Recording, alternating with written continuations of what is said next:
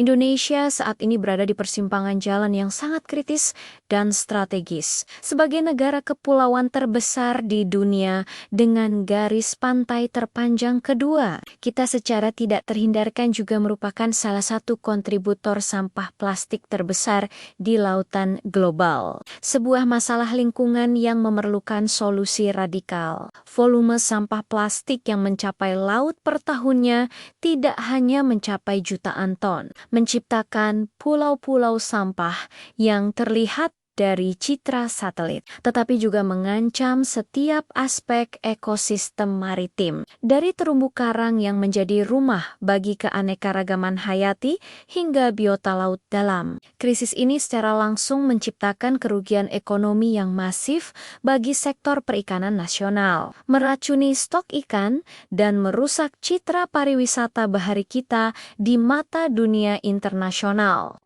Namun, di balik skala krisis yang mengerikan ini, tersimpan potensi ekonomi yang luar biasa besar, yaitu stok bahan baku mentah yang sangat besar dan berlimpah yang dapat dipanen dari limbah. Memanfaatkan sampah plastik ini bukan sekadar tugas moral lingkungan, melainkan peluang ekonomi emas untuk membangun ekonomi sirkular yang bernilai miliaran dolar. Mengubah pandangan sampah secara fundamental dari liabilitas yang harus dibiayai menjadi aset komersial yang menguntungkan. Inovasi teknologi adalah katalis utama dalam transformasi mendasar ini, transisi dari paradigma lama di mana sampah hanya dipandang sebagai masalah pembuangan, menuju paradigma baru yang melihatnya sebagai sumber daya yang dapat diperbaharui, memerlukan intervensi teknologi dan kebijakan yang berani. Permasalahan sampah plastik ini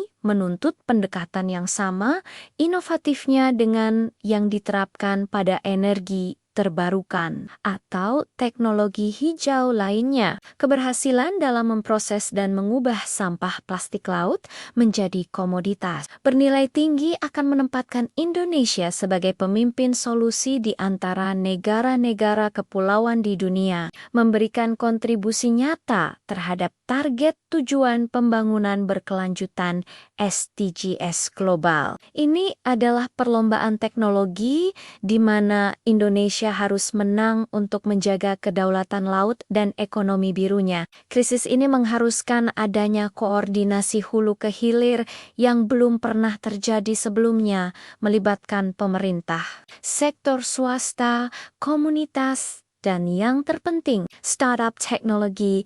Model ekonomi circular economy adalah kerangka solusi fundamental dan struktural yang diusung Indonesia untuk mengatasi akar masalah sampah plastik. Model ini secara eksplisit menantang paradigma lama ambil buat buang linear ekonomi yang telah terbukti tidak berkelanjutan dan boros sumber daya. Ekonomi sirkular bertujuan untuk mempertahankan nilai material dan produk selama mungkin di dalam siklus ekonomi, memastikan bahwa sampah diubah kembali menjadi sumber daya yang dapat digunakan untuk produksi baru. Bagi Indonesia, transisi ini berarti menciptakan industri daur ulang formal yang kuat, didukung oleh rantai pasok yang andal dan terstruktur dari tingkat komunitas hingga pabrik.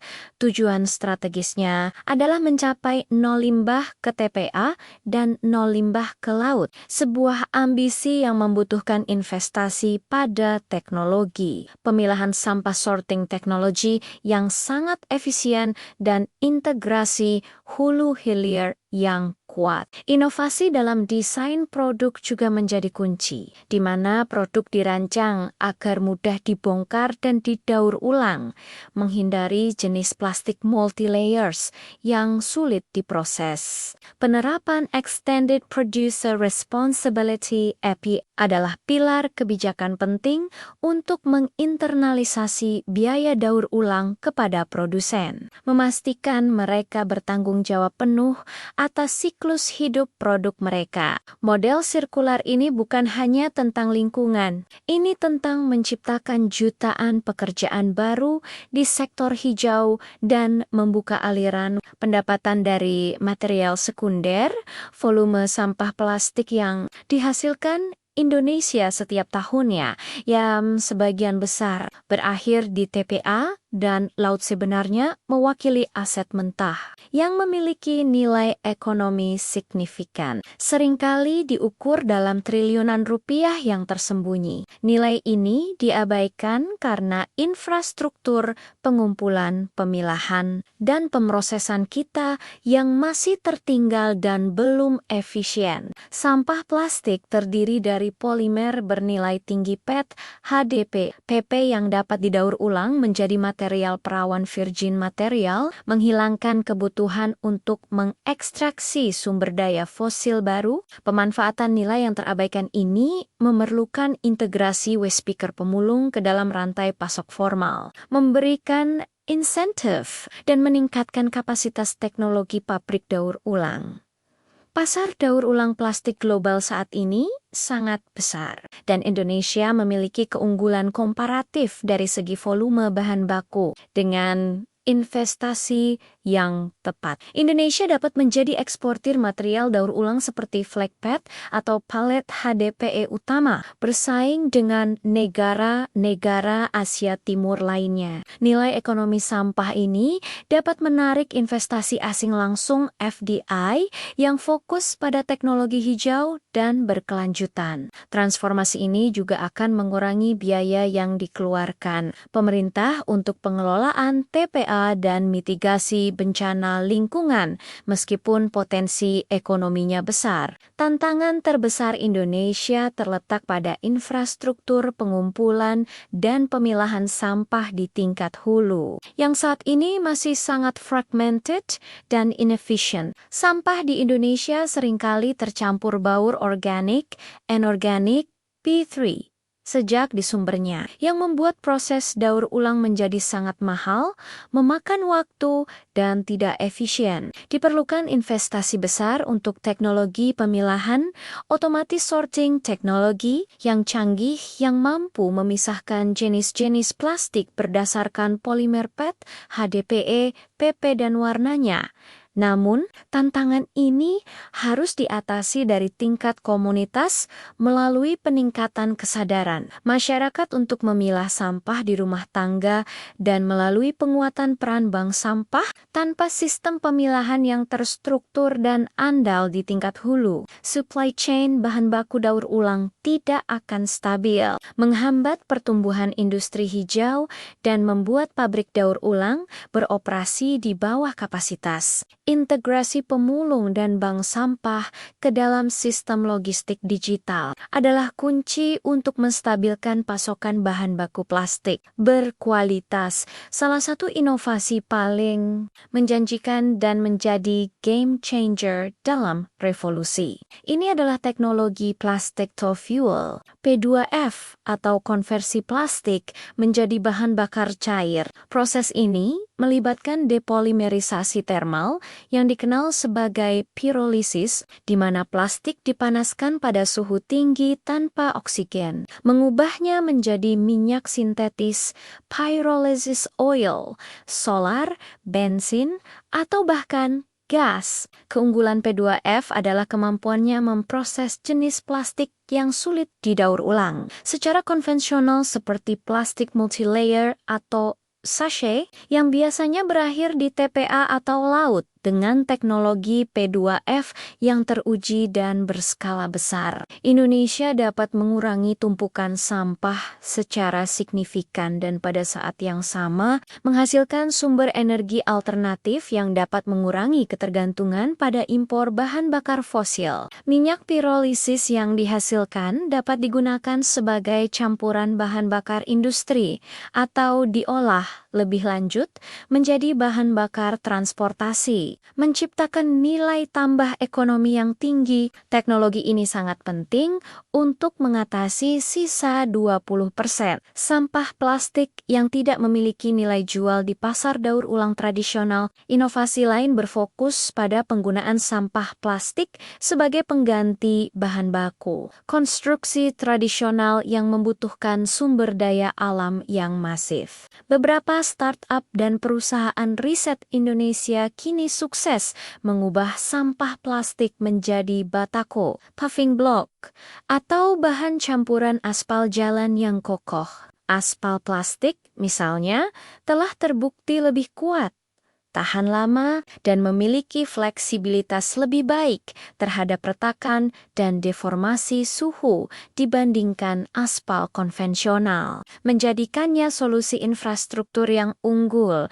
Penggunaan material konstruksi berbasis plastik ini tidak hanya mengurangi timbunan sampah, tetapi juga meningkatkan kualitas dan umur panjang infrastruktur Indonesia. Selain itu, pasar untuk bahan bangunan berkelanjutan ini memiliki permintaan yang besar di tingkat domestik untuk proyek infrastruktur pemerintah dan regional sebagai potensi ekspor. Membuka potensi ekspor baru di sektor konstruksi hijau. Model ini mengatasi masalah sampah sekaligus memodernisasi infrastruktur.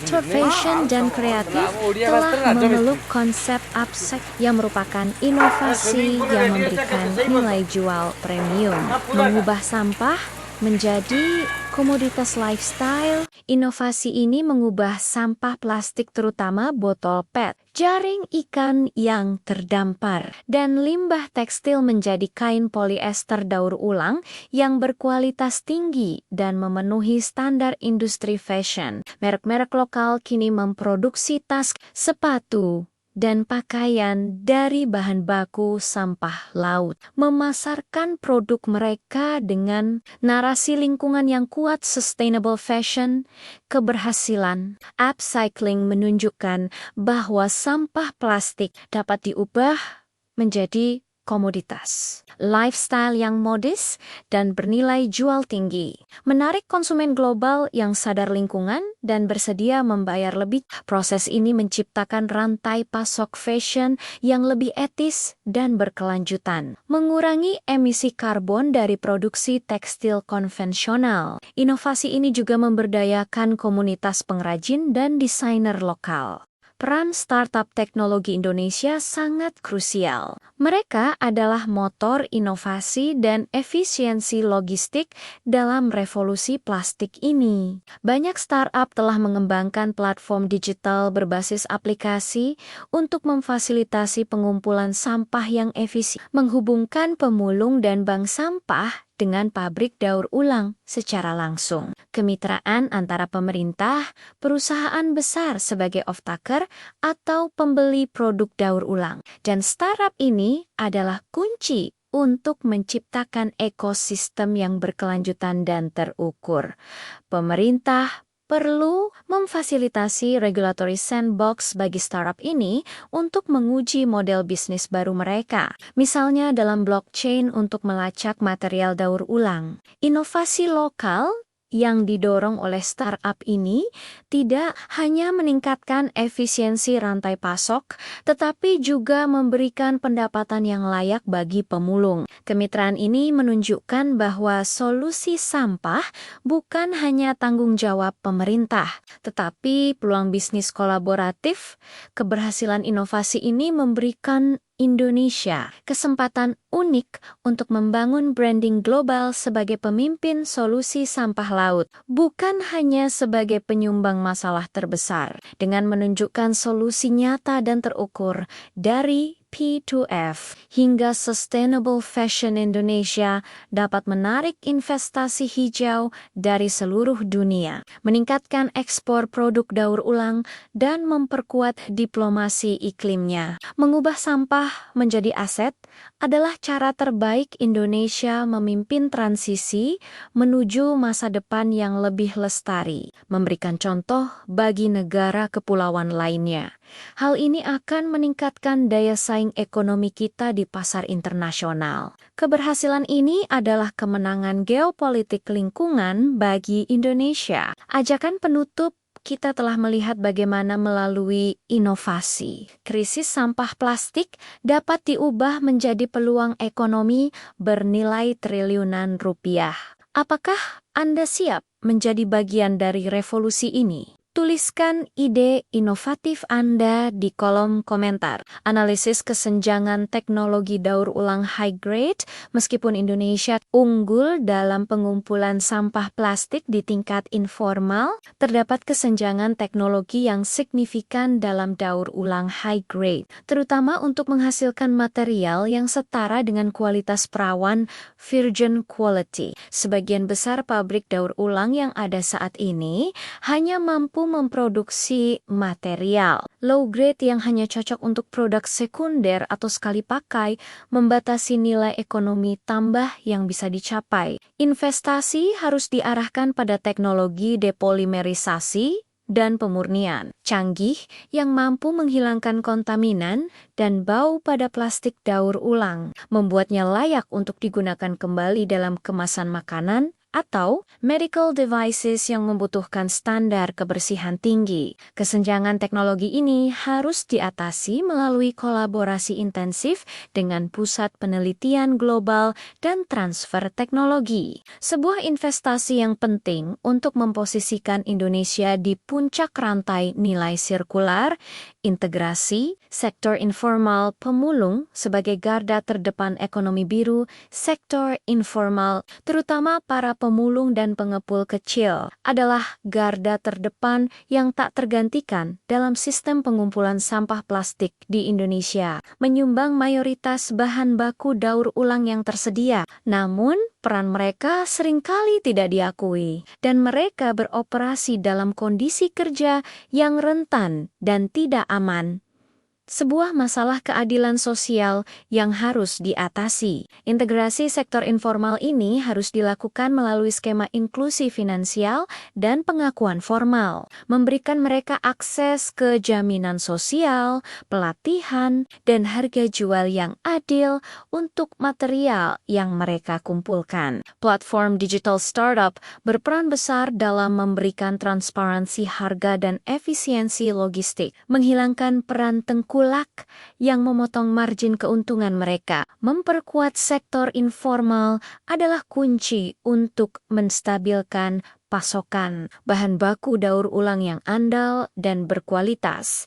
Tantangan financing hijau dan akses modal untuk inovasi lokal, meskipun proyek daur ulang menjanjikan hasil ekonomi yang kuat, pendanaan awal financing untuk infrastruktur sirkular masih menjadi tantangan besar. Terutama bagi startup dan UKM, bank-bank konvensional seringkali enggan memberikan pinjaman karena proyek daur ulang dianggap berisiko atau non-bankable. Karena kurangnya aset fisik yang besar, diperlukan intervensi dari pemerintah melalui pembiayaan hijau green finance dengan suku bunga rendah, insentif pajak investasi, dan mekanisme jaminan risiko untuk menarik modal swasta. Lembaga keuangan pembangunan seperti Bank Dunia atau Asian Development Bank juga harus dipaksa untuk memprioritaskan pendanaan proyek ekonomi sirkular di Indonesia. Peran komunikasi publik dan edukasi konsumen.